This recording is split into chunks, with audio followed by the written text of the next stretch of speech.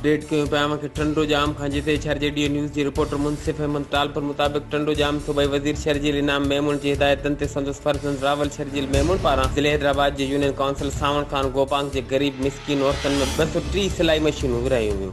हाजी सावण Khan Gopang union council जी देख कुनर में ग़रीब मुस्तहक औरतुनि में सिलाई मशीनूं विरहाइण वारी तक़रीब मुनक़िद कई वई। उन तक़रीब खे ख़िताब कंदे रावल शर्जील मेमून चयो त अवां माहिरनि भेनरनि इलेक्शन में शहीद बेनज़ीर भुट्टो जे निशान ते ठपो हणी हमेशह उनखे कामयाब कयो आहे। पाकिस्तान पीपल्स पार्टी भी हमेशह अवां जी ख़िदमत खे तरजीह ॾिनी आहे। असांजो अवां जे नस्लनि सां रिश्तो आहे। रावल शर्जील इनाम मेमून जो वधीक चवणो यूनियन काउंसिल जे फंड मां इहे सिलाई मशीनूं ग़रीब मिसकिन औरतुनि खे ॾेई रहिया आहियूं जीअं कि हू पंहिंजो कारोबार करे पंहिंजो पेट गुज़र करे सघनि। यूसी जो फंड है इहो तव्हांजो हक़ आहे जेको तव्हांखे मिलियो आहे। इहो कंहिंजो बि एहसान न आहे तव्हांजे मथां।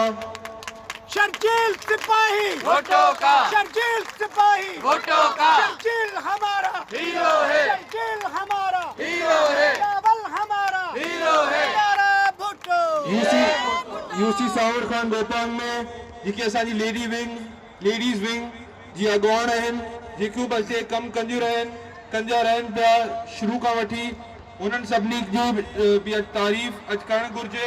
जॾहिं बि उहो हाउस ते अचनि था तव्हांजी यूसी जी लेडीज़ जी अॻुवाणी करण जे लाइ उहो हमेशह तव्हां लेडीज़ जी मसइला मसाइल असांखे अची ॿुधाइनि था त उन्हनि जा बि लख महिरबानियूं। तव्हां सभिनी जी वॾियूं वॾियूं महिरबानियूं। जीए भुट्टो।